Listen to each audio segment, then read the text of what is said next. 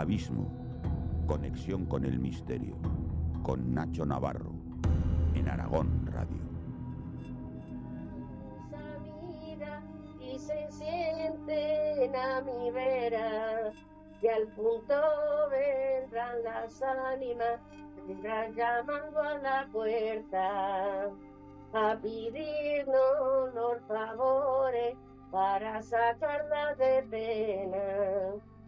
En la primera temporada de Abismo, cuando hicimos un programa especial en una noche como esta, en una noche de los difuntos, en la iglesia de Trasmoz, a las faldas de ese mítico castillo con esa brujería que tanto presume hoy en esa festividad, en unos días como hoy tan señalados, pusimos este cántico de las ancianas de las Urdes en Extremadura, una zona, una comarca prácticamente sumida en los tiempos más remotos y más antiguos.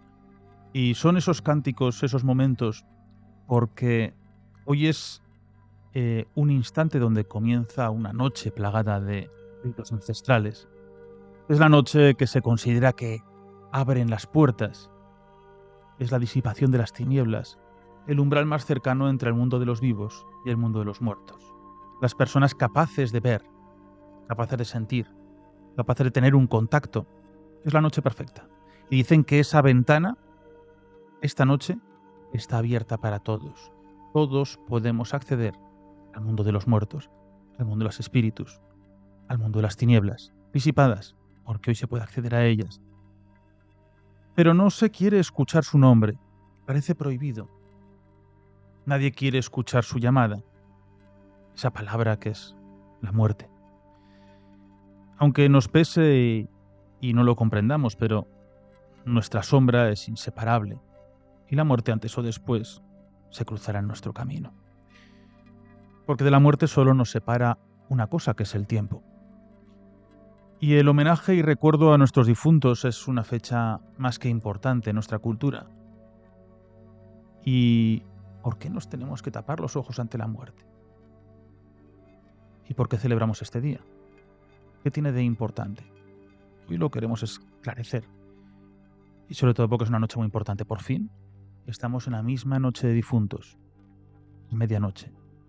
Son las 12 en punto y comienza Abismo en Aragón Radio.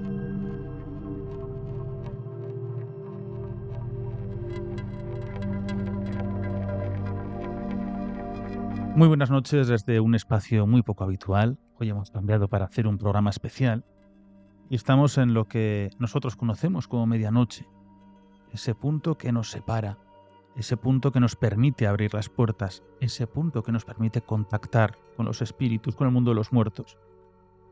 Y hoy es la noche. Y hoy estamos con vosotros para poder acompañaros y, ¿por qué no?, daros algunos pequeños trucos, tradiciones, historias, ritos, o viajar por los diferentes puntos del mundo para conocer esas tradiciones que conservan.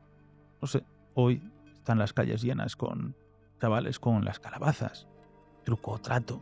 Parece que hayamos heredado todo de América, de Estados Unidos, pero no. Realmente esto tiene unas raíces que creo que nos van a sorprender. Así que, Silvia Ladrero, ¿qué tal estás? Muy buenas noches. Buenas noches.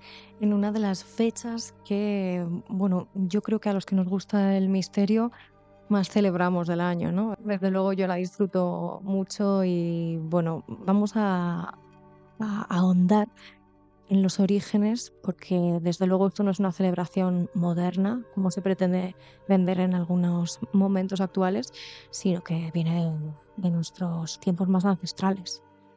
Pues nos acompaña para hablar de todo ello también profesor Jaime Arenas. Buenas noches. Buenas noches, Nacho. Efectivamente es una noche mágica. Es una noche en la que más conjuros y rituales se hacen precisamente por esa cercanía, por esa delgada línea que separa el mundo de los muertos y el mundo de los vivos. De hecho, si hemos estado atentos a los periódicos de estos días, habremos visto que en diferentes localidades de España se han encontrado algunos animales muertos y la policía cree que efectivamente se debe a estos rituales. Estamos en una noche que significa, bueno, pues ese acercamiento y recuerdo a los muertos, esas dádivas, esos homenajes, esas ofrendas a las ánimas, esas oraciones por las ánimas que quedan en el purgatorio para que puedan salir de ahí. Y es verdad que desde hace unos cuantos años parece que se haya querido dulcificar la muerte, ese acercamiento al destino final que todos tenemos, con tradiciones, pues bueno, pues como comentabas, venidas de Estados Unidos, pues con ese nuevo folclore casi que podríamos decir de la era pop, de disfrazarse y ir recogiendo caramelos, cuando es verdad que veremos que la tradición de convertir las calabazas en linternas y ir de casa en casa e ir deambulando por el vecindario es más antigua de lo que mucha gente piensa, y sus raíces se hunden en la noche de los tiempos y de las tradiciones paganas más arcaicas. Hemos hablado alguna ocasión, porque es muy importante, ¿no? Todos los que siguen esta noche, me hace muchísima ilusión también estar en esa noche de difuntos haciendo este programa, y sobre todo a estas horas, por fin, estamos a las 12 de la noche haciendo el programa. Claro, nosotros lo estamos viendo por la calle y parece prácticamente como una mofa, como una fiesta de disfraces, como algo incomprensible y absurdo. Pero ojo, porque claro, aquí hay una tradición ancestral, aquí hay una tradición incluso con un mundo celta muy importante, el que tenemos también, ese mundo celta que tenemos en España como uno de los orígenes en las zonas noroeste, y posiblemente no, sino sin duda ese tipo de plaza que encontramos, ellos que los ponen en las puertas de las casas. Bueno, es que esta tradición ocurre en nuestro Pirineo, aquí tan cerquita, en las zonas de Villanúa, en las zonas de las Paules, en las zonas donde, qué casualidad, era la noche de los aquelarres, la noche donde los ritos brujiles se juntaban para aquel rito del Sabbat, y se buscaba esa lucerna, esa calabaza. Al final es un fruto que tenemos en nuestra tierra, y es el fruto perfecto para parar el viento, para amortiguarlo, para que nada apague esa luz. Y esas tradiciones nos piden que tiene que haber una lucerna por cada una de las ánimas que hay en el cementerio de nuestra localidad.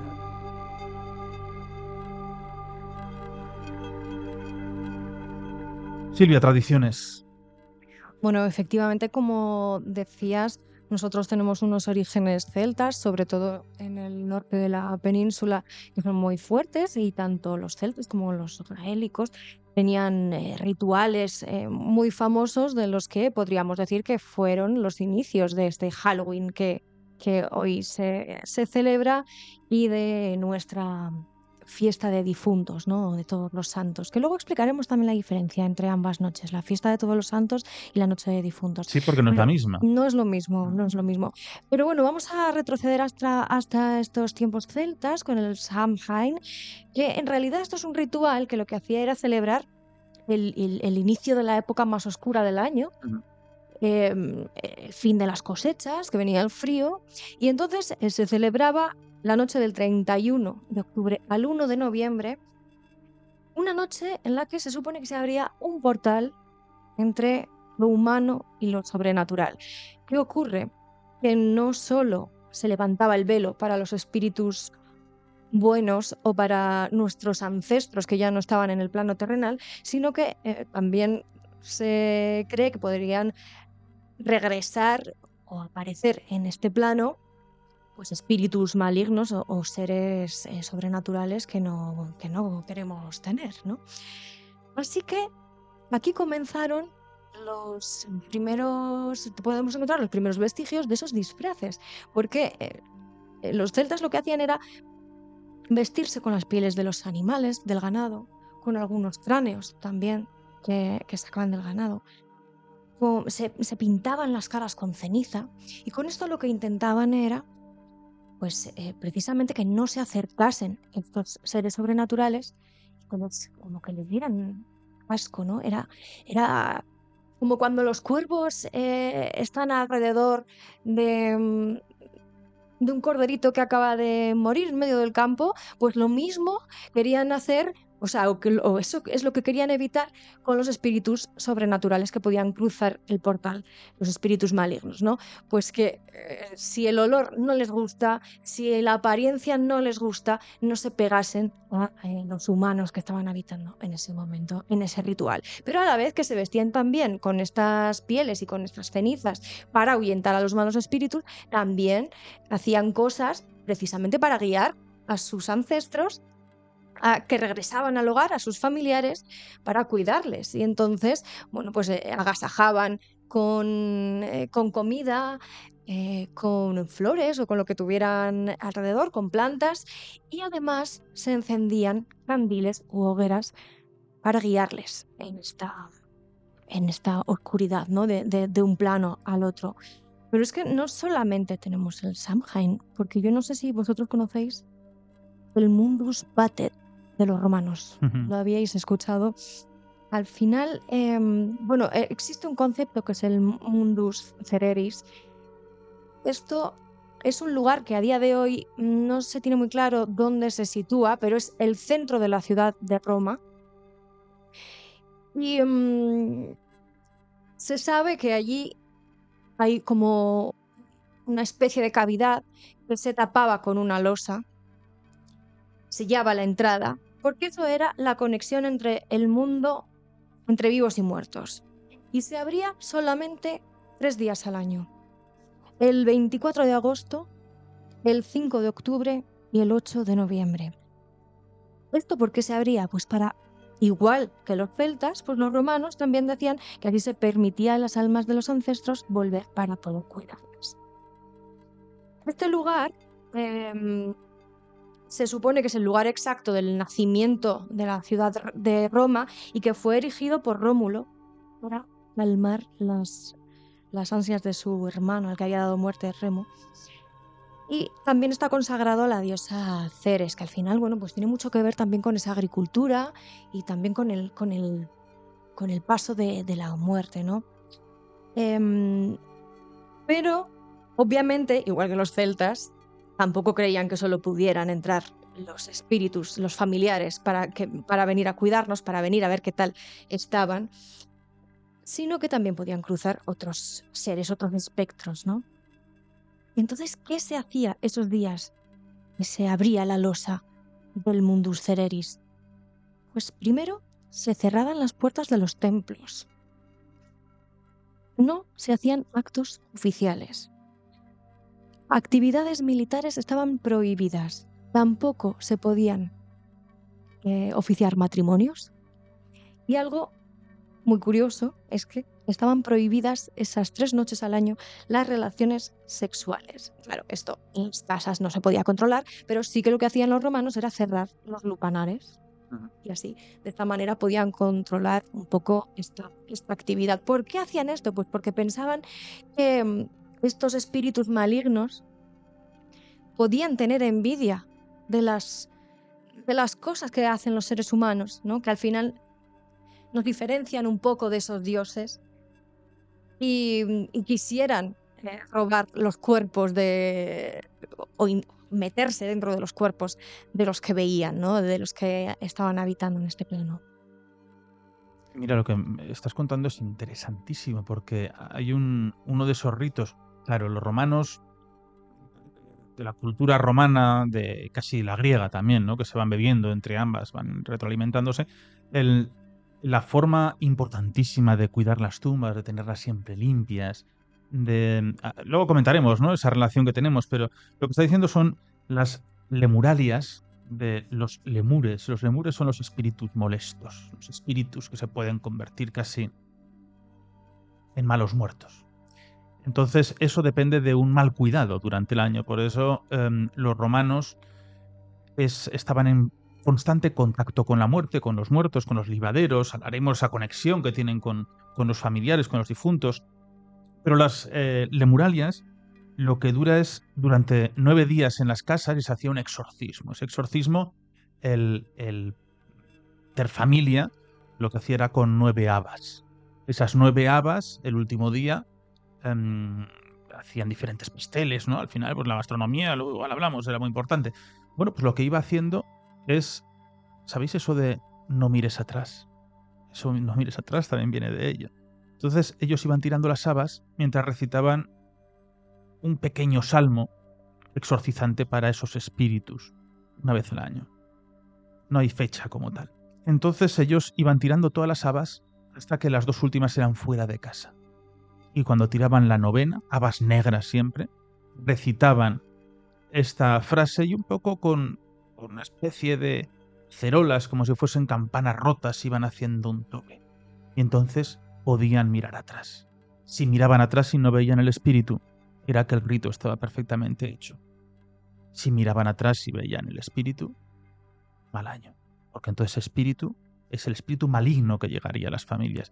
Ellos tenían una creencia tremenda hacia que ese mundo de la muerte podía venir perfectamente al mundo de los vivos. Por eso ese cuidado que tenían completamente las parentalias. Las parentalias, que son los ritos más famosos que tienen. Parentalias viene de pariente, viene de familiar. O sea, que es que hasta las palabras latinas que nosotros encontramos, donde ellos iban a esas tumbas a darles comida, a darles bebida, las libaciones, los libaderos donde se tiraba la bebida, se tiraba la comida dentro de ellos, podían hablar con los difuntos y siempre tenía que estar limpia la tumba. Incluso había un momento al año donde hacían los banquetes familiares a los pies de las tumbas en extramuros. Sabemos que había 2 formas de enterramiento. Primero fue la inhumación y después, y a la vez cremación, luego se quedaron con la cremación y al final ya pues fue el cuerpo como tal. Pues precisamente hablando de toda esta época de la antigua Roma, allí es donde nacieron estas primeras celebraciones de todos los santos, podríamos llamar, que en realidad eran celebraciones para honrar a los mártires que se hacían el día en el que se había producido su muerte. Pero ¿qué pasa? Que a partir del siglo IV, como hubo tantas persecuciones después de la época del emperador Diocleciano, pues tenían que hacer algo porque no podían celebrar todos los santos de los mártires, ¿no? O sea, todas las onomásticas de los mártires. Claro, ¿qué pasaba? Que en algunos lugares lo ponían el viernes antes de la Pascua, otros el domingo antes de Pentecostés. Entonces, esto empezó a ser como un poco caos hasta que en el año 609, con Bonifacio IV, se instauró el 13 de mayo como este día para celebrar los santos mártires que habían dado todo por la cristiandad. Bueno, esto además coincidió con que el Panteón, que era un lugar pagano hasta entonces, se consagró a la Virgen y a todos los santos también, ¿no? Fue en la misma fecha. Y como digo, durante 200 años estuvo celebrando este Día de los Mártires, el 13 de mayo, pero a los cristianos que nos encanta convertir las fiestas paganas, ¿no? Precisamente por cristianizarlas, ¿no? Pues Y darle importancia, al final son fechas que eran muy importantes en ese mundo, creía en el mundo de los dioses. Entonces, si había una fecha clave, vamos a transformarla o vamos a recoger ese tipo de santo, vamos a conocer ese martirio, esa tradición, y esa tradición, pues poco a poco, se piensa que viene de una tradición completamente cristiana, pero realmente pues, viene pues, una tradición completamente pagana o de un mundo de los dioses. bueno, que al final sí que convivían todas, ¿no? Porque tenían, en varias culturas vemos que ocurría este tipo de ritual en honor a los muertos, pero lo que sí que ocurrió en el año 827 con el Papa Gregorio IV es que se cogió la fecha que hemos dicho del Samhain y se instauró como tal, se pasó del 13 de mayo, la fecha en la que se honraba a los mártires, al 1 de noviembre. ¿Qué pasa? Que aquí tenemos que distinguir, me parece muy importante. Hoy en día yo creo que hay mucha confusión entre el Día de Todos los Santos y la Noche de Difuntos. El Día de Todos los Santos, según la Iglesia Católica, es el que se conmemora y se honra a los mártires santos, beatos, que al final murieron y sostienen la fe de la Iglesia, ¿no? Esto es el Día de Todos los Santos, que es el día 1. Pero tenemos una noche que es la noche de difuntos, que empieza ahora, y el Día de Difuntos, que es el día 2, que es en la que se honra a nuestros seres queridos, que simplemente ya no están en este plano, que han desaparecido del plano terrenal. Esa es la diferencia entre las dos noches. Unos son los santos beatos mártires y otras son todos los difuntos que pertenecen a nuestras familias. Bueno, pero esa tradición no tiene por qué pertenecer a día de hoy, ¿no? A esa Iglesia católica, sino es la forma de acudir a los cementerios, de acudir a los lugares donde descansan esos familiares. Mira, por ejemplo, la tradición de llevar flores. Es un clásico, llevar flores. Llevar flores ahora en noviembre, pues realmente eso es moderno. Pues, es que antes no había invernaderos, ni había máquinas para conservar las flores. No tenía sentido porque ahora no es tiempo de flores. ¿Cuándo se hacía? Tú lo acabas de decir, en mayo. Mayo es el tiempo de las flores. Es cuando se celebra también esa Cruz de Mayo y tantas festividades religiosas, pero lo que se hacía es la fiesta de la Rosalía. La fiesta de la Rosalía es llevar rosas, flores, pero sobre todo la rosa. Entonces eso se llevaba a los muertos. Y se honraba y se adornaban las tumbas con las flores. Incluso los estandartes de las legiones romanas llevaban una fecha al año muy concreta, llevaban rosas y flores colgando de los estandartes, porque era la forma de recordar y honrar a todos los compañeros caídos en batalla. Y esa es la herencia que nosotros tenemos hoy. ¿Por qué se llevan flores a los difuntos? Bueno, se llevan por la festividad de la Rosalía o el rito de la Rosalía que hacían los romanos. Es verdad que después los martirios, a los mártires, pues sí que se les adornaba siempre con coronas florales. Posiblemente de ahí la corona también que tengamos en los funerales, porque si no, no tiene ningún sentido.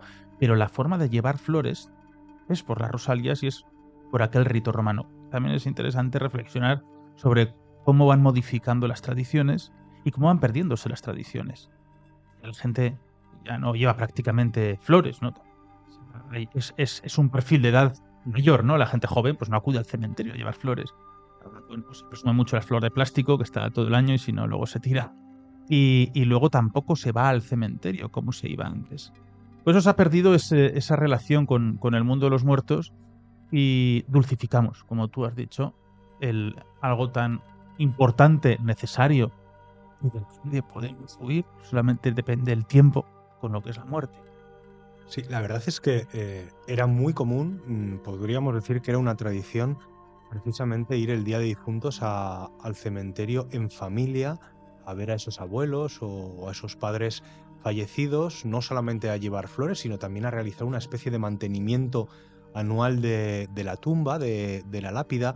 Y efectivamente es una tradición que nosotros hemos heredado aquí en España desde el tiempo de los romanos. No hay que olvidarnos que no dejamos Hispania de ser una provincia romana.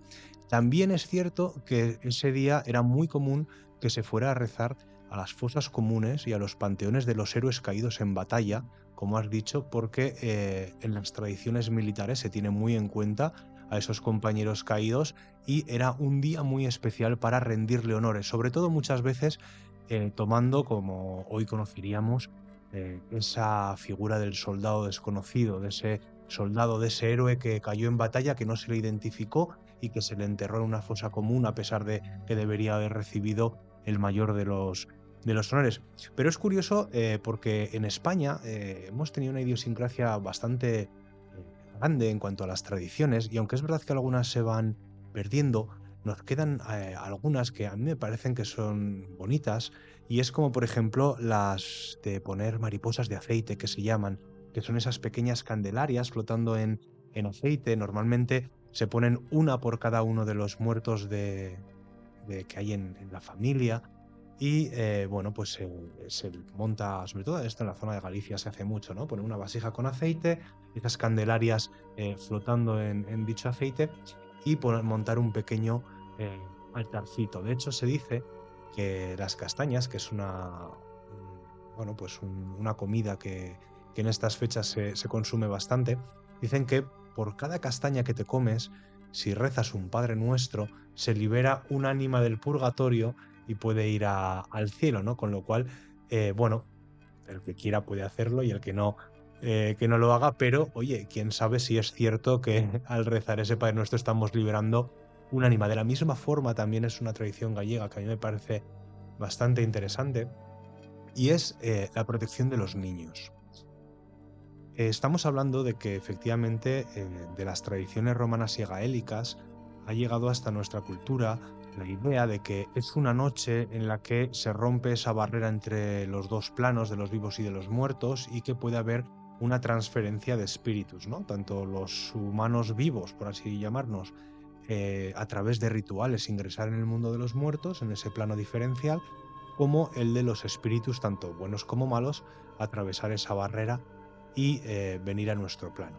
Pues bien, a los niños en Galicia lo que hacen para protegerlos, porque obviamente los llevan a los cementerios, que es una zona donde en teoría puede haber una concentración mayor de espíritus, les cuelgan un collar de castañas, precisamente para protegerlos de los muertos. Y es algo que yo sé que hasta no hace muchos años se seguía haciendo. Obviamente ahora quizás a un niño le intentas poner un collar de castañas y te lo rechaza porque no lo ha visto en la tele o porque sus amigos no lo hacen, pero es una tradición que hasta hace bien poquito se hacía. Y de la misma forma que hablábamos antes de las candelarias, de esas mariposas de aceite, también se ponían pequeñas candelarias en hortalizas talladas. Hemos hablado un poco de la calabaza famosa, ¿no? De Halloween, que todos tenemos esa imagen grabada en la retina, pero en realidad en España, incluso por estas fechas que todavía había sandías y melones, se utilizaban estas frutas para meter esas candelarias y ponerlas en las puertas de las casas. Ya sabes que en tiempos de sandías y melones, cortos son los sermones. Bueno, Por eso decían que la noche nos tenía que durar menos. bueno, eso, pues mira, no lo sabía. Pero no lo sé si tendrá alguna relación con esto. La cuestión es que cuando ponían estas candelarias en las hortalizas, en la puerta de las casas donde había fallecidos, para guiarles al interior, había mucha gente, y ahí viene seguramente la tradición del truco trato, ¿no? Del pedir caramelos, que a cambio de hacer una oración para ese difunto de esa familia recibía una limosna. Eso también ha llegado hasta los años 50-60 del siglo pasado. Y lo cierto es que yo creo que la gente no tiene muy claro de dónde viene la famosa calabaza que dentro, bueno, pues que se ve dentro de los bares, se ve cómo van los niños ahora con unas calabazas de plástico que venden en las tiendas de los todo a 100, ¿no? Para ir recogiendo caramelos, y que lo vemos en multitud de escaparates y poco menos que se ha convertido en un elemento de la cultura popular. Pero esto parte de una leyenda que es bastante oscura, que me he preparado por si queréis escucharla, porque yo creo que es interesante que conozcamos también el origen de algo que hemos adoptado como normalizado, y que realmente, cuando la gente sabe lo que realmente representa, pues quizá ya no le hace tanta gracia que un niño vaya con una calabaza iluminada por la calle. Es la leyenda de Jack O'Lantern. Es lo que podríamos decir que es el origen, ¿no?, de la calabaza de Halloween. En las sombras del pasado, en tiempos antiguos donde las supersticiones y las leyendas gobernaban la imaginación de las personas, surgió una historia que ha perdurado hasta nuestros días: la aterradora leyenda de Jack O'Lantern.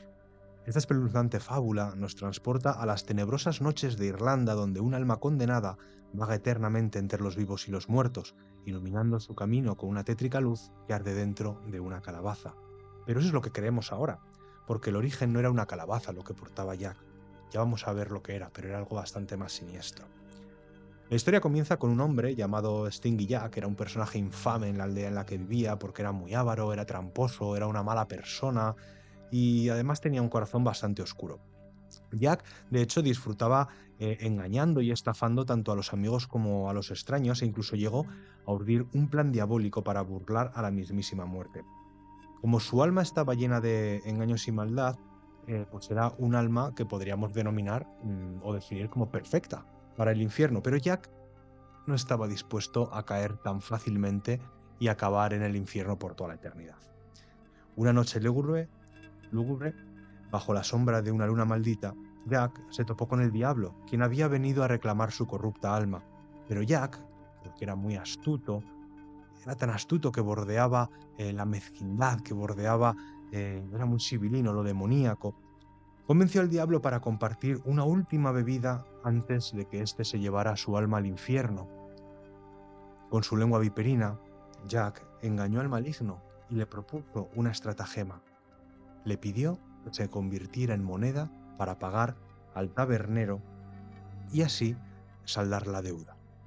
El diablo aceptó y se convirtió en una moneda, accediendo a las siniestras intenciones de Jack. En cuanto el diablo se transformó en una moneda, Jack la tomó rápidamente y la guardó en su bolsillo, donde también llevaba una pequeña cruz de plata. La presencia de la cruz atrapó al diablo en forma metálica, incapaz de liberarse de ella. Y allí quedó el príncipe de las tinieblas, prisionero del engaño de un simple mortal. Fíjate que los gritos del diablo dicen que llenos de furia y desesperación se desvanecían en el aire mientras suplicaba a Jack que lo liberara. Pero el astuto Jack, sabiendo que tenía ventaja, hizo un trato.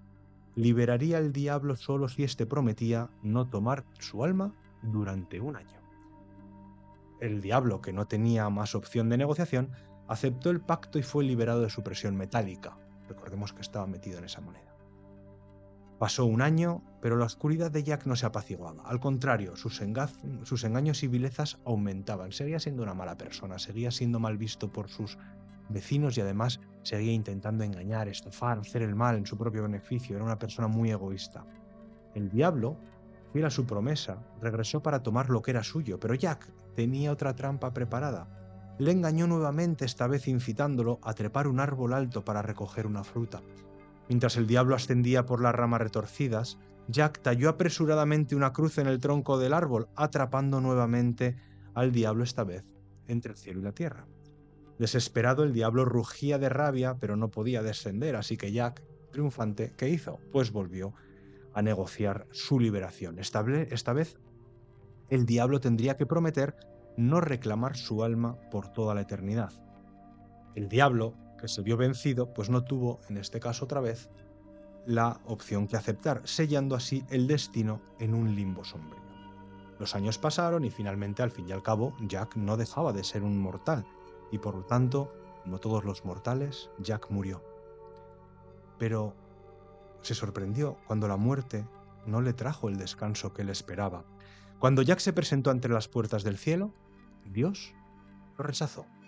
Era un alma pecadora y por lo tanto le prohibió la entrada por sus engaños, por su maldad, por esa vida oscura que había llevado.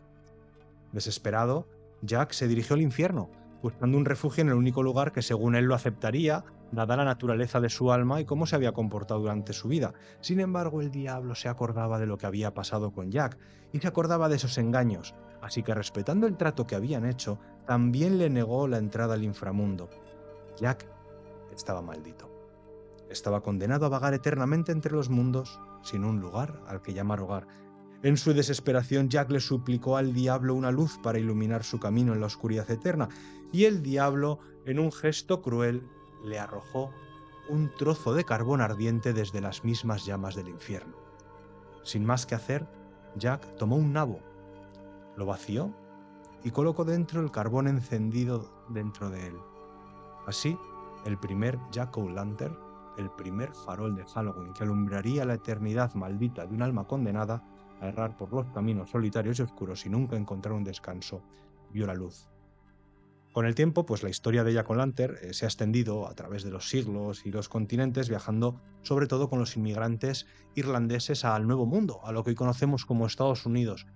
La cuestión es que cuando los irlandeses llegan allí y siguen con esta tradición de tallar un nabo para llevar una candela dentro de esa hortaliza, se dieron cuenta que las calabazas amarillas, las americanas, las que todos conocemos ahora como el Jack-o'-lantern, eran mucho más sencillas de tallar. Y esta es la razón por la que empezaron a tallar esas tenebrosas caras en esas hortalizas.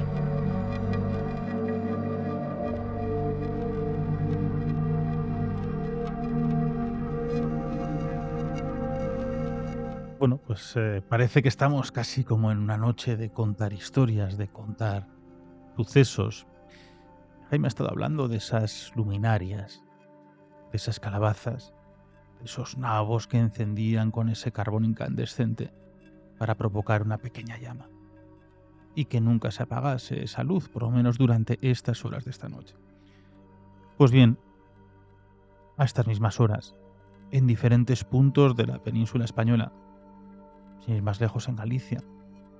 Los cruceiros, aquellos lugares, esas cruces sagradas talladas en piedra que marcan caminos, que marcan recorridos, que marcan lugares donde hay que detenerse, hay que pararse.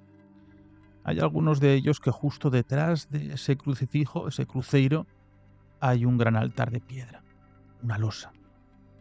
Allí es donde, cuando se iba a enterrar el difunto al cementerio, se apoyaba el ataúd, y ese ataúd siempre estaba amparado bajo esas sombras de los cruceiros. Es los lugares donde hoy, esta misma noche, a estas horas, esas creencias populares antiguas hablaban de la Santa Compaña, hablaban de esas procesiones de ánimas, hablaban de esos extraños frailes que aparecen completamente moribundos, con esas capuchas puestas y con sus ojos cosidos y bocas cosidas, completamente selladas. Decían que la forma para poderse proteger es trazar un círculo, y ese círculo entonces te protegía completamente de ese exterior de las almas errantes que acudían para llevarse al resto de vecinos que no tenían la luz encendida. Por eso es tan importante el encender las llamas, el encender las velas, porque es la forma de guiar a los difuntos, porque es la forma de guiar a las ánimas, porque es la forma de que no vengan a tu casa. En localidades aquí en Aragón tan cerquita, en Yebra de Basa, en zonas que se van escondiendo por esos serpenteantes y recónditos Pirineos, esas zonas boscosas, zonas de Villanúa, zonas de Canfrán, zonas de esos diferentes valles que tenemos en las zonas elevadas, hasta hace muy poco tiempo han creído en ello. Han creído en esas procesiones que venían por los caminos serpenteantes de la montaña, las procesiones de los muertos, y por eso tenían que colocar las lucernarias en las puertas de las casas, en las ventanas, en los caminos del pueblo, para guiarles y que no accediesen hasta ellos. Hace muy pocas semanas, en nuestro programa gemelo de Abismo, pues estuvimos con una magnífica amiga como es Israel J. Espino, periodista, ella especialista sobre todo en la zona de Extremadura, en antropología. Y en Extremadura, pues como hemos comenzado el programa, esas ancianas, esas viejas del Surdes, esa creencia en las Surdes en que hoy, esta noche, se siguen apareciendo las ánimas, donde aparecen esos caballos de color blanquecino y ese séquito de la muerte, donde aparecen los niños, esos niños que portan un farol, y ese candil es el con el que se paran en las ventanas de las casas. Y si se paran en la ventana de la casa, esa persona no va a ver el amanecer, esa persona va a fallecer. Y es el séquito y es el portador de la muerte. La muerte esta noche es portada por ellos. Y lo que ella nos decía era muy interesante, es decir, esto no son leyendas, esto son historias reales. Estos son historias que nos cuentan los ancianos, porque ellos las han visto, no se lo han contado. Ellos aseguran que han visto estos séquitos de almas. Ellos aseguran que han visto a la muerte merodear estas noches. Y a mí me ha pasado. En localidades del Pirineo me acordaré siempre de una mujer mayor encamada cuando dijo: esa gente es falta de espíritu, y se levantó, tenía 90 y pico años. Entonces me dijo, dice, yo lo he visto. Yo he visto cómo esas noches se escuchaban las campanas en el bosque, como esas noches se escuchaba venir a la muerte. Y eso mismo es lo que ocurre en diferentes lugares de España. Yo no sé si lo creerán. Los mayores dicen que hay que creerles, siempre. Pues estas personas los han visto. Puede ser que estemos viviendo en un mundo rápido, que nos despista, los disfraces, las distracciones, y no nos fijemos en el bosque profundo. Seguro que más de uno nos está escuchando desde una zona boscosa, un pueblo recóndito, una zona donde simplemente el sonido del viento y la mirada perdida hacia un bosque completamente profundo y oscuro, pero no es silencioso.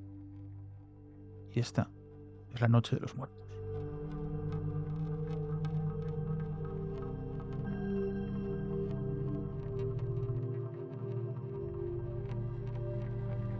¿Te acuerdas, Silvia, cuando nos decía Israel? Dice, no, dice, es que me lo han contado gente que lo ha visto, que lo ha vivido, y ellos no es que estén convencidos, es que siguen teniendo ese temor a una noche como la de hoy.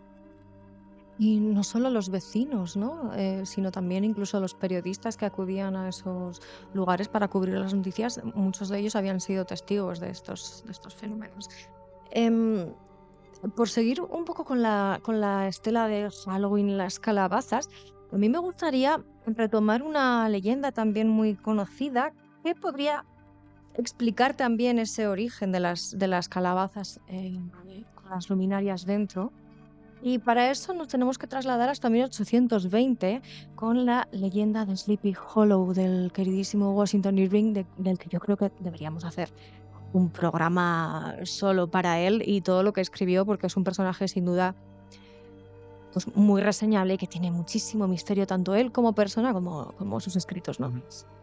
Em, esta leyenda, que al final se han hecho muchas películas, que se han hecho incluso cómics, pues empieza diciendo que hace muchos años la sitúa durante la Guerra de la Independencia estadounidense. Un soldado fue decapitado en una brutal batalla cerca del pueblo de Sleepy Hollow, cerca de Nueva York. Nadie sabe con certeza cómo ocurrió, pero su cabeza nunca fue encontrada. Y desde entonces el espíritu inquieto de este soldado ha sido visto cabalgando a través del valle, montando en un caballo negro, como el abismo. Pero lo más aterrador no es la presencia, sino lo que le falta. El jinete sin cabeza, como le llaman los aldeanos, aparece en las noches de neblina espesa, cuando el viento silba entre los árboles y las hojas secas crujen bajo sus pies. Llega con un solo propósito: encontrar su cabeza perdida.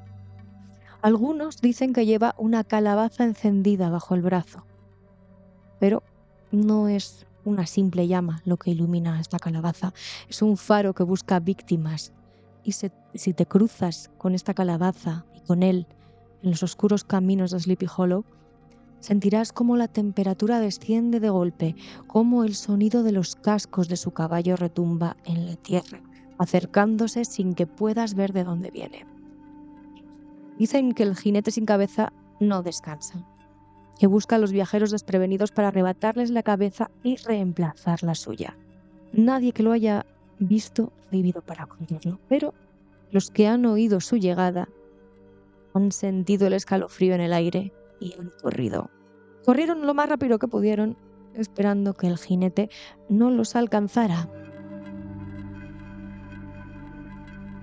Bueno, pues recubiertos de leyendas, recubiertos de historias, recubiertos de sucesos. Y Pero fíjate, al final tenemos muchas versiones de cómo pueden estar ahí esas calabazas que hoy en día tenemos como símbolo de esta festividad, que se han hecho tan populares en todos los países del mundo y en muchas culturas que lo hemos abrazado, pero puede tener muchos significados. Y lo que sí está claro es que el propio Washington Irving creó esta leyenda a principios del 19, porque él se basaba en muchas de las leyendas que había conocido en sus visitas a Europa, que al final es lo que él más estudió. Por ejemplo, todas las leyendas que escribió sobre la propia Alhambra, en sus cuentos de la Alhambra. Y bueno, pues tenemos, fíjate, de tantas culturas diferentes, cómo se llega a una misma forma, a un mismo ritual, a una misma fiesta para los espíritus, ¿no? Al final, creas o no en el más allá, pero ha ocurrido en todas las culturas y en todos los tiempos. mira, a mí me encantaría que nos escuchan, cualquier persona, ya sea aquí en YouTube o ya sea al email de la propia radio, aquí en Aragón Radio, ¿por qué no? Que nos escriban historias que conozcan reales, algo que sus antepasados hiciesen, algún tipo de rito, de protección, de historia que se cuenta ese boca a boca, porque es la única forma de que no se pierda. Si ustedes lo cuentan y lo dejan escrito, es la única forma de que esto perdure para siempre. O por lo menos intentar que perdure lo máximo posible. Pero sería muy interesante que escribiesen y nos fuesen contando y hacer otro programa donde desvelamos todo aquello.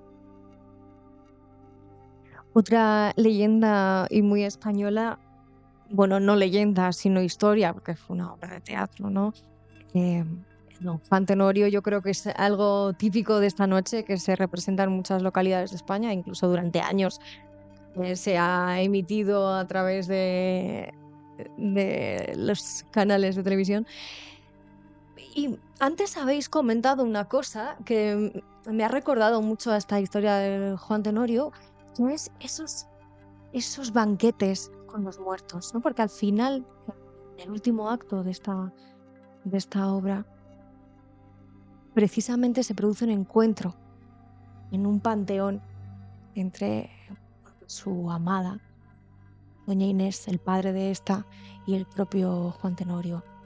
Em, La comida que al principio es como un reto, ¿no? Que reta al padre a que se aparezca y a que venga a comer en esta noche de difuntos, esa comida al final se termina convirtiendo en gusanos y cosas asquerosas que son propias del mundo de la muerte. Y ese banquete pasa a ser parte del mundo de los muertos con el propio espíritu bueno, pues de doña Inés y del padre, ¿no? Me parece muy curioso que durante tantos años en la literatura española se haya, em, eh, pues sí que se haya apoyado mucho estas festividades. Sin embargo, hoy en día, lo estabais diciendo antes, es como que se está blanqueando, ¿no? Que ya no nos gusta estas cosas sórdidas o la oscuridad, sino que está tomando un cariz muy pop, ¿no? Que decías antes, Jaime. Fíjate, Silvia, hemos pasado de una adaptación de la leyenda de Sleepy Hollow como es la de Tim Burton con Johnny Depp, que es una película, y por cierto, no hablamos de este libro cuando hablamos de la literatura gótica y lo Ujú. podríamos haber incluido perfectamente, pero que es una película, esta de Tim Burton que digo, del año 99, o sea, apenas tiene 25 años, pero es una película que ha envejecido muy bien, es una película perfecta para verla una noche como hoy. Hemos pasado de eso a, bueno, pues películas en las que jóvenes adolescentes de fiestas se encuentran con pues, un asesino Con máscara. sí, con máscara, que termina siendo uno de ellos porque alguien le había puesto los cuernos y se habían reído de él Sí. cuando era pequeño, o en el mejor de los casos, alguna especie de criatura del pantano o un monstruo sobrenatural, ¿no? Pero sí que es verdad que incluso el cine, quitando pues algunas excepciones, obviamente no se puede generalizar y decir que todo las películas, pero sí que es verdad que las películas de miedo, las que están enfocadas a Halloween, pues han venido a dulcificar esta fiesta y a hacernos perder un poco pues la visión de esas tradiciones que teníamos. Yo tenía que apuntada una de las 10 tradiciones que precisamente era la interpretación de la obra de Don Juan Tenorio, y era una tradición en muchos pueblos, en muchas ciudades, ir a verla de la misma forma que era dejar una cena, normalmente a base de frutos secos y castañas, preparadas antes de irse a dormir, de la misma forma que luego lo hacemos también cuando vienen los Reyes Magos, que les dejamos pues unos turrones y unos dulces para ellos y un balde de agua para los camellos. Pues de la misma forma se le deja a los muertos, o incluso también está la versión de ese día poner un servicio vacío, como si el difunto estuviera presente en la mesa. Eso se sigue haciendo. Ese banquete al que invita, al que reta, ¿no? Efectivamente, eso se sigue haciendo, y yo creo que es una forma bonita de recordar pues a esos difuntos que bueno, pues que han sido familiares nuestros, y a los que pues nosotros en vida y ellos en muerte pues seguimos queriendo y teniendo en estima, ¿no? Yo solo he visto hacer eso de poner un plato vacío ese día. Yo personalmente lo he visto hacer y me parece una tradición preciosa. Qué curioso, ¿eh? Yo sí que recuerdo el que se ponían velas de estas que son como con el plastiquito rojo, las poníamos las 2 noches, tanto las del 31 al 1 como del 1 al 2, ¿no? Y mi abuela siempre las ponía con una foto de la persona para la que iba honrada ese Es que candil. otra de las tradiciones que también tenía apuntada es que precisamente, y eso, fíjate que eso se hacía más en Galicia, porque por lo que sea los gallegos han conseguido, quizás porque en gran parte han tenido menos comunicación o más complicado, ¿no? el trasladarse al resto de España, ¿no? Pues como los andaluces o los madrileños madrileños y sagranos, que al final tenemos una facilidad grande de trasladarnos a otras ciudades, pero los gallegos han tenido a bien mantener muchas de las tradiciones que tenían de antiguo, y una de ellas era ese altar a las ánimas, que se ponía una vela por cada muerto más una por el muerto desconocido. Obviamente no estamos hablando de los altares que montan los mexicanos, que son unos altares preciosos en los que hay un montón de recursos y dinero invertido y que, bueno, pues a los que les dan muchísima importancia, ¿no? Son altares más sencillitos en los que no solamente se ponían fotos, sino también postales o dibujos que entendieran o dieran a entender, ¿no? Pues que era el Día de los Muertos, pero la típica calavera con la frase Memento Mori, el típico esqueleto con la guadaña representando a la muerte, y era bastante típico ponerlo y dejar las candelarias encendidas hasta que se apagasen. ¿Qué tradiciones tenemos así que tengas apuntadas, Jaime? Porque Pues, ahora mismo, luego os contaré, ¿no? En Ajueco, en Soria, ahora mismo están haciendo un rito maravilloso. pues la verdad es que, si te soy sincero, Nacho, las hemos ido relatando casi todas, porque muchas de ellas, obviamente, pues bueno, pues vienen de los ancestros, tanto gaélicos como romanos, por lo tanto, pues tenía, pues por ejemplo, las mariposas de aceite que hemos comentado, el visitar las tumbas de los muertos para limpiarlas, hacer ese mantenimiento y llevarle flores, el collar de castañas como amuleto protector de los niños, los farolillos de hortalizas, pues el visitar el monumento a los caídos o las fosas comunes de soldados, que también hemos hablado de ello, el altar de las ánimas, que acabamos de hablar de ello, el Padre Nuestro por cada castaña, me estoy dejando una porque esta no la hemos contado y esta la que haremos ahora, el antes de irse a dormir, dejar la mesa puesta o poner ese plato extra, y la obra de Don Juan Tenorio. Estas son las más habituales y, por supuesto, falta una, y es la de la gastronomía funeraria. A ver, luego hablaremos de la gastronomía. Esa maravillosa gastronomía es una forma que de acabar tenemos. muy interesante. Bueno, pues en Tajueco, en Soria, a las 7 de la tarde empieza, están ahora, ¿no? Se dividen entre 3 cuadrillas de hombres recorriendo la localidad, y primero empieza un toque de campanas y después empiezan ellos con las oraciones por las ánimas y por los difuntos. Y así están prácticamente toda la noche. Es algo que no se pierde, esa tradición, lo siguen haciendo. Son unas oraciones y unos salmos, unas cuartetas larguísimas, pero siguen bailando y cantando a la muerte y a las ánimas. Y esto ocurre en diferentes localidades de España. Y el otro día le dije a Silvia, digo, oye, me gustaría hablar de una tradición que es muy importante, como es el mundo de la campana. La campana, al final, nosotros la hemos olvidado, pero es la relación entre lo divino celestial con lo terrenal. Y hasta hace muy pocos años, las campanas no se silenciaban en esta noche. Y las localidades pequeñas y las grandes y las medianas, todas tenían una iglesia tocando durante toda la noche a las ánimas. Tocaban lo que se conocía como el toque de agonía, el toque de los agonizantes, con 1 o 2 campanas, no hacía falta mucho más, pero durante toda la noche se recordaba a los difuntos por medio de este instrumento. Es algo que, bueno, por desgracia, se pierde, se silencia. Es un mundo, pueden decir, bueno, pues hace muchos años. No, la campana se silencia desde que se electrifican y empiezan a levantar edificios más altos por encima de las torres, y parece entonces que molestan. Pero son tradiciones ancestrales y se ponían incluso en las torres de las iglesias, se ponían las luminarias, se ponían las luces, se ponían velas. Entonces, claro, era el acompañamiento perfecto.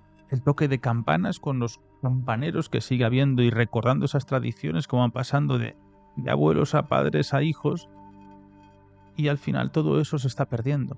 Y es un acompañamiento musical que había. Y toda la noche no se permitía parar durante las noches. Desde la medianoche, también romana, que no tiene nada que ver con la medianoche que tenemos ahora, o habitualmente desde el atardecer hasta el amanecer. Un toque continuo, pero era muy importante. Porque para las almas errantes es la forma de que encuentren su propio camino, que encuentren la dirección hacia ese mundo que deben ir, la dirección hacia otra dimensión. Yo, Nacho, agradezco que esa tradición esté en desuso, Hombre, pues no me digas eso, Jaime. porque aunque tarde me gusta irme a dormir unas horitas. Bueno, no, pero mira, piensa que en los Nacho, pueblos si te toca, pequeños, o sea, si te toca vivir al lado de una iglesia, que si es tú algo lo normalmente si tú maravilloso, si es imagínate toda algo, la noche tocando las campanas. si es algo que esto tú lo estás viviendo desde niño, yo te aseguro que no te va a molestar nunca. Pero si es algo que tú vas de la civilización donde estamos, que sé cómo se llama así, ¿no? Ahora mismo la gran urbe, tú vas al pueblo, te va a molestar. Y los que se cargan las historias y las tradiciones, las ruidosas, esto es como en Semana Santa, jueves y Viernes Santo, las matracas en las iglesias, en toda la noche que estaban tocando, pues son las piedras, las maderas que rompen el templo. Eso cuando llegan los de ciudad es cuando desaparecen las tradiciones porque nos molesta. Bueno, pues entonces, No, y esto es así. entonces pondremos la campana toda la noche. No, y yo esto lo he reivindicado muchas Y veces. cuando venga la policía local le diremos, es una tradición. Es una tradición, señora gente. Es una tradición. Pero cierto es que en verano, mira, el mundo de la campana al final es un instrumento, no deja de ser un instrumento, que por cierto es el más sagrado que hay en el exterior de un templo, porque esto se bendice, incluso luego se hace un exorcismo, se hace de todo a la fundición de una campana. Es tan importante para los vecinos que cuando había una fundición, hay muy poquitas campanas en una iglesia, pero cuando había una fundición iban todos con las personas mayores con sus alhajas, con los únicos pendientes que tenían, con las monedas que tenían de oro, de plata, las tiraban al crisol, las tiraban al bronce incandescente, porque esa campana tenía que tener algo de ellos. Que la campana tocará cuando nazcas y tocará cuando mueras. Y es el acompañamiento que tienes hacia el más allá. Eso es importantísimo y esa creencia ha desaparecido. Ya ha desaparecido, lo siento, a los que les moleste, pues mire, pues váyanse a dar 2 vueltas a la manzana.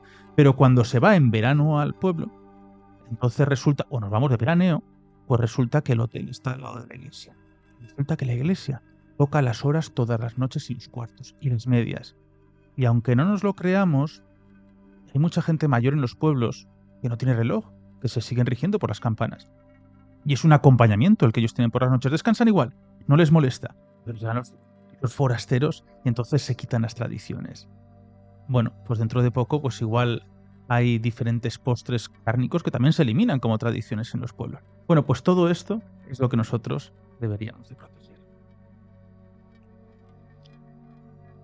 Me he quedado muy loca con lo de los postres cárnicos. Bueno, era un órdago. Ahora como estamos prohibiendo prácticamente la carne en todos los sitios. Para eso mejor los huesos de santo todos los días. Sí, ¿no? Bueno, pero es muy importante el tema de conservar las tradiciones, ¿no? Y no somos conscientes ni consecuentes de que hay localidades pequeñitas que están luchando y hacen esfuerzos ingentes para mantener este tipo de tradiciones. Esto es, pues como hay carnavales, hay momentos... Carnaval que al final es la llamada a los cambios de ciclo, a los equinoccios, a los solsticios, o todos esos solsticios que hacen esos ritos por las calles, tocando cencerros, tocando los palpeados, haciendo ruidos, imitando a los animales, imitando a los lobos, imitando a los osos, y eso luego resulta que nos molesta. Bueno, pues esa es la historia. Lo siento mucho, pero esa es la historia que estamos perdiendo. Y eso es historia con mayúsculas. Y la tradición es el origen de una localidad y lo único que nos queda de los mayores. Da un poco la sensación de que ahora estamos globalizando tanto determinadas formas o rituales de celebración de determinadas fechas, ¿no? Que efectivamente se pierden los originales o los de cada localidad. Pero yo creo que sí que siguen sobresaliendo algunos, como ya habéis mencionado antes, en México, ¿no? Allí la cultura de la muerte tiene una visión completamente diferente a la que tenemos aquí en España. En muchos lugares de Sudamérica es como una cosa más festiva. Y esto también ocurre aquí en España, por ejemplo en Cádiz, que acabas de mencionar también lo de los carnavales, ¿no? Que es una tradición tal. Pues fíjate, en Cádiz también tienen la celebración con mercadillos y todo muy satírico, con los santos, creo que se le dice Tos Santos. Se celebra de una forma también muy especial, ¿Cómo ¿no? lo dicen? Bueno, yo no sé decirlo en gaditano. Tú eres más de Yo soy más de Málaga. Todos santos. Todos santos. Bueno, que tenemos muchos gaditanos escuchando, ¿no? Bueno, pues de ellos que nos expliquen Es maravilloso la gracia con la que hablan, ¿no? Me Sí, encanta. sí. Ellos que nos expliquen si pueden a través de los comentarios en qué consiste esta celebración, pero lo que quiero decir es que al final esta relación con la muerte la estamos globalizando de tal manera que todos seamos iguales, ¿no? A que sea todo plano. La calabaza naranja, el me disfrazo, es algo tan Bueno, vacío. es porque han encontrado un filón económico y lo explotan y al final normativizan, no es que lo normalicen, es que lo normativizan socialmente para que los niños, pues, ¿qué es eso de ir al cementerio? No, el niño tiene que comprar su disfraz, tiene que comprar esa calabaza y tiene que ir con otros niños a ir a pedir caramelos que los señores han tenido que comprar. Cuando ya se es un poco más mayor, se tiene que ir a una fiesta de Halloween disfrazado a beber y a pasárselo bien. Y todas estas cosas al final son normativa social. No es una normativa que no está escrita, pero que casi nos imponemos. No es como la obligación de regalar en Navidades. Al final no deja de ser una normativa, pues, del consumismo, del capitalismo, de la sociedad en la que vivimos. En otras sociedades, pues, se ha podido igual restringir la entrada de esta normativa. Por ejemplo, en México siguen manteniendo esos altares y esas tradiciones que tenían desde hace muchísimo tiempo, gracias a Dios. Aunque a ti te parezca que las tradiciones hay que mantenerlas, pues yo agradezco que también los mexicas hayan perdido la tradición de sacrificar a otros seres humanos. Es importante, ¿verdad? Y lo cierto es que estamos abocados no a una pérdida tanto de tradiciones, sino de mantener las tradiciones que generan dinero y que generan negocio, porque son las que se fomentan, las que a través de películas, redes sociales, prensa, influencers, se promocionan. Y por eso muchas de las tradiciones de las que hemos hablado hoy... Tradiciones no violentas. Tradiciones no violentas. El ruido puede ser muy violento. Por eso muchas de las tradiciones de las que hemos hablado hoy, habrá mucha gente que dirá, oye, yo soy gallego y no sé de qué está hablando Jaime. O yo soy español y esto que acaban de contar es que ni me lo había imaginado. Porque se han perdido. Pero, bueno, es verdad que es bonito hablar de ellas, es bonito mantenerlas vivas en la medida de lo posible. Y a mí personalmente me parece que quizás a veces deberíamos mirar un poco a nuestro pasado para ver que nuestro presente quizás no es tan real o no es tan genuino como nosotros nos pensamos. Qué reflexiones, ¿no? Esta noche. Fíjate que lo de los caramelos de los niños al final también tiene un origen ancestral, y es que precisamente se hacían ese tipo de recetas para sobornar a los malos espíritus cuando pasasen por ese portal, ¿no? Cuando se abriese ese velo, para que no hicieran nada malo, y también para demostrar a los familiares y a los ancestros que venían a visitarnos, pues que se les acogía con cariño y que se les recordaba. Pero claro, estaría genial que se pudieran abrazar estas costumbres de otros lugares a la vez que sigues manteniendo las de tu localidad. Es decir, que puedas tener esa nueva visión en los niños. Yo creo que a los niños les podría hacer entender muy bien. A los niños les podría hacer entender muy bien la muerte a través de esta nueva cultura americana, ¿no? De estos disfraces y todo esto, pero para llevarles a otro punto, que es el mundo de los cementerios, del que tanto se huye siempre. No se deja a los niños que vayan, ¿no?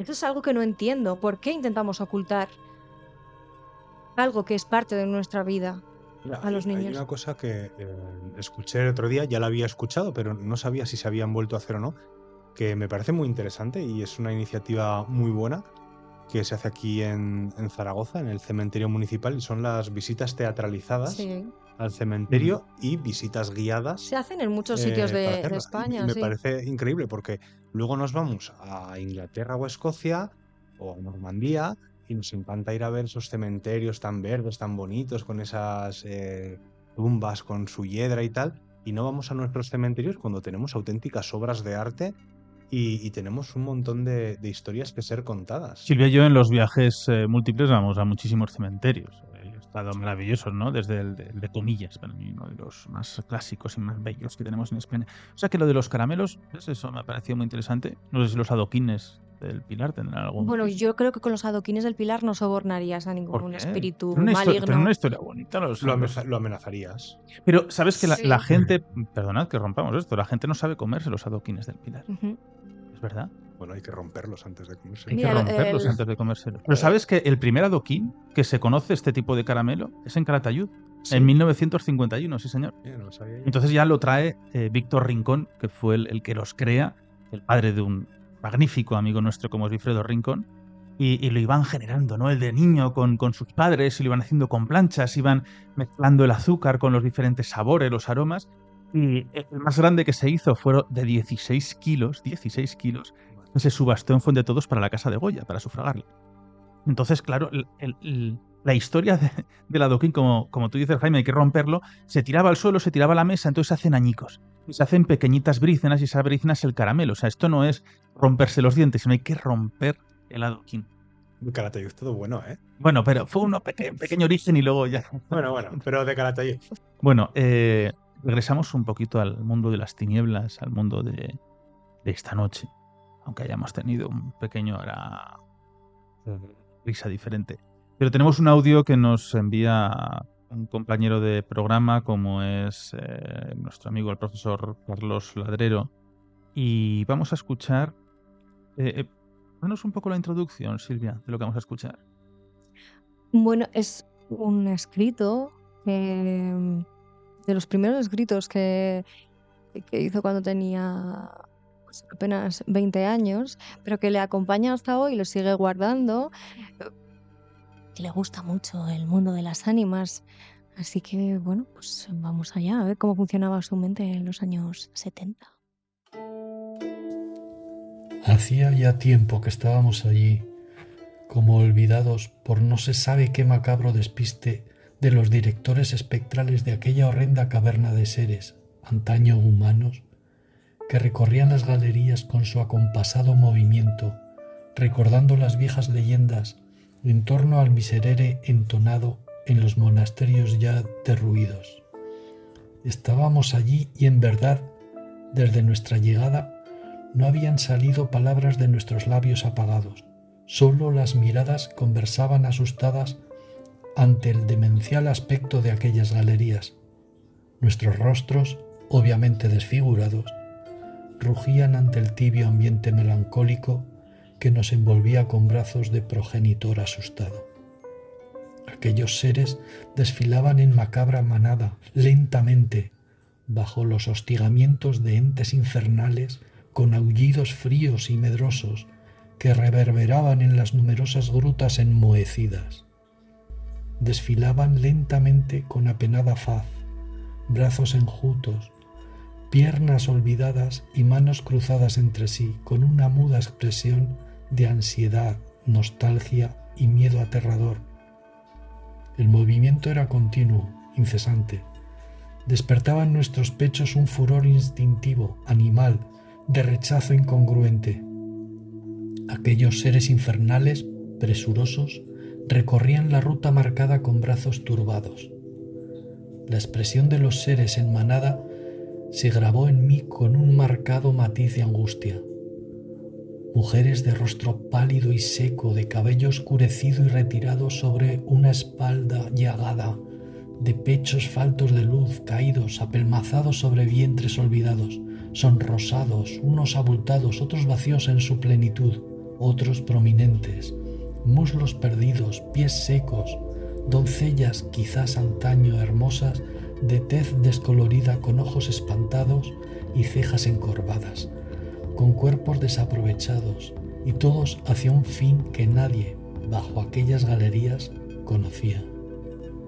Niños asustados en los que, tal era su horror, que sus labios se habían agarrotado, las comisuras condenadas a permanecer entreabiertas. Ancianos famélicos, huesudos, de miembros desgastados, con grandes nerviaciones, columna retorcida, pecho hundido, cabeza inclinada de expresión vacía, profunda, como si no les importase en absoluto el final del trayecto. Aquellos entes infernales, de estrepitosos aullidos, proseguían con sus violentos aspavientos, sin fin. Mi corazón latía con fuerza. Uno de aquellos horribles seres se nos acercó. Todo el calor que mi cuerpo albergaba hasta esos momentos desapareció súbitamente. Lo mismo, supongo, debió ocurrirles a todos los que me rodeaban.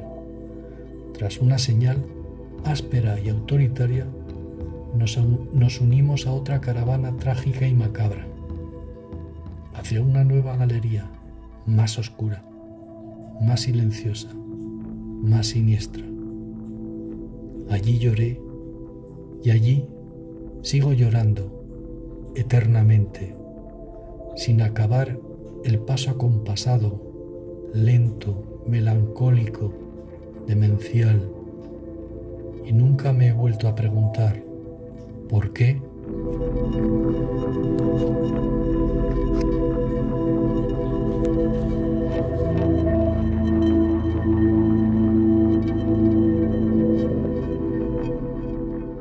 Bueno, nos recuerda mucho a esa Santa Compaña, ¿no? También de tierras gallegas.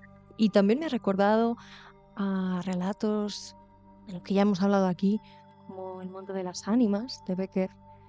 Bueno, al final hay mucha literatura alrededor de esta noche. Los vecinos sorianos, sobre todo lo que está alrededor del Gran Moncayo, esta noche es mágica para ellos.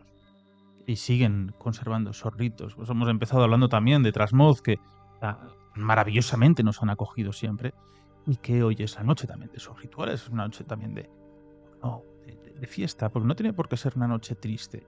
Es una noche de meditación, de reflexión, de valorar también lo que tenemos.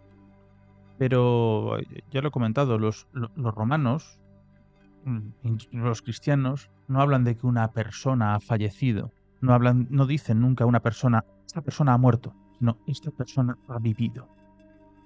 Esto es muy importante. ¿Eh? Esta persona ha vivido, no esta persona ha muerto. Porque esta persona sigue viva. Entonces es ese mundo, ese umbral tan cercano donde si hay un contacto es porque hay algún tipo de vida. Yo ya saben que soy de la idea de que por nada del mundo se apaga la luz de un chispazo, sino que esto perdura y hay un coleo muy interesante en todo aquello que concierne a la muerte.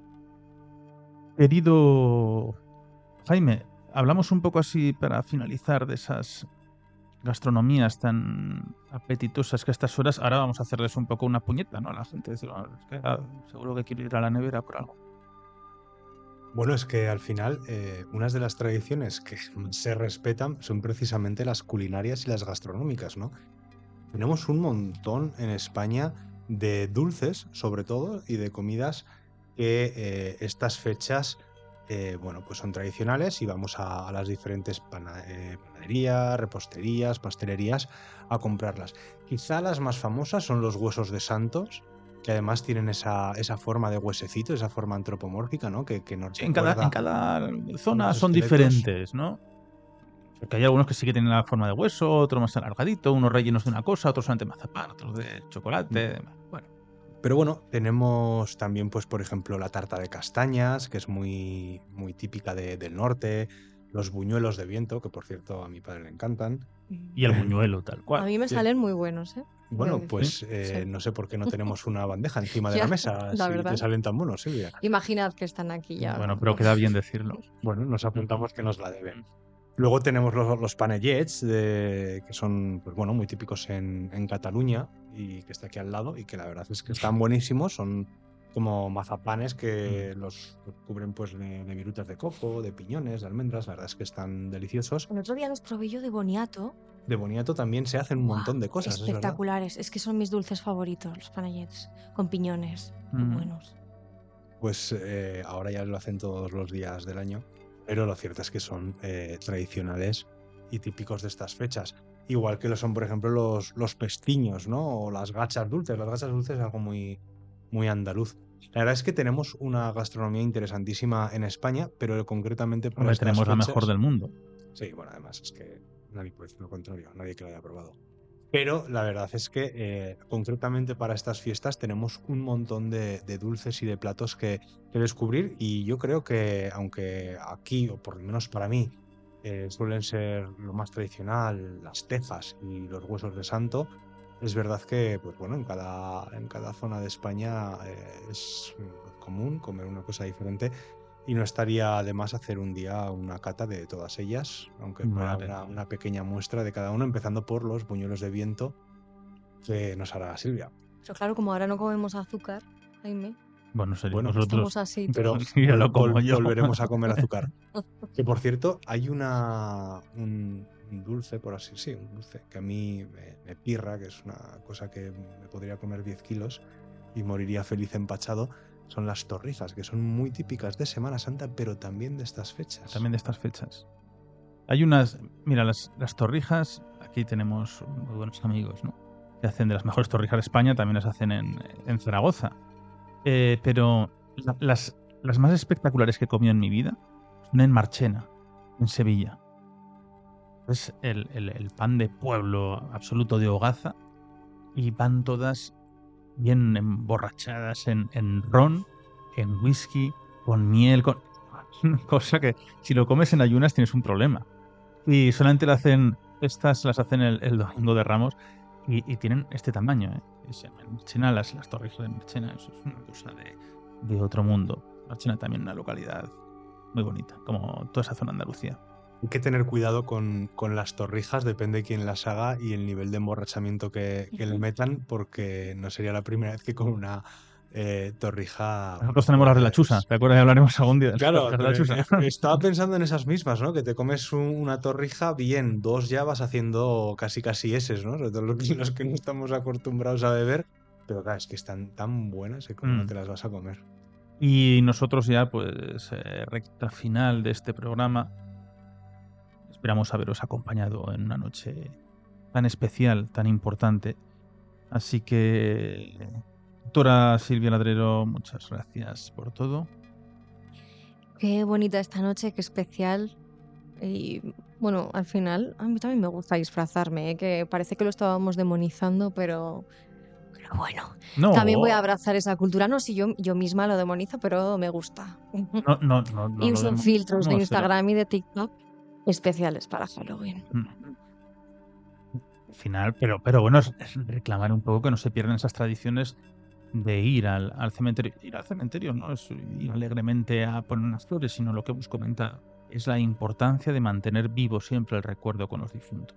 Bueno, sobre todo si tenemos un cierto respeto a nuestros antepasados más cercanos, porque, bueno, yo sigo haciendo este ritual de ir al cementerio a limpiar, a poner flores nuevas, porque sé que a la persona a la que se lo estoy haciendo, para esa persona era importante y era un signo de respeto.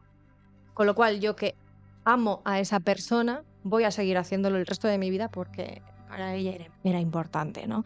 Entonces eso también creo que deberíamos reflexionar, que no solo es que sean costumbres, sino que las costumbres forman parte también de la persona y que, bueno, tendríamos que valorar mucho el por qué dejamos de hacer esas costumbres. Si porque nos gustan las películas americanas o porque en realidad estamos vacíos por dentro. Cierto, Jaime.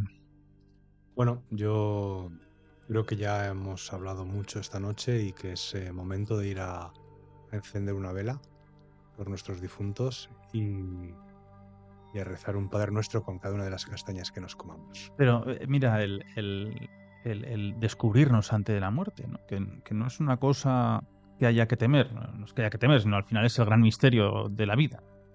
No conocemos la vida como para conocer la muerte, pero bueno, es algo que nos va a llegar antes o después. Lo tienes todo explicado en la Biblia, Nacho. Bueno, cada uno que crea en lo que considere más oportuno.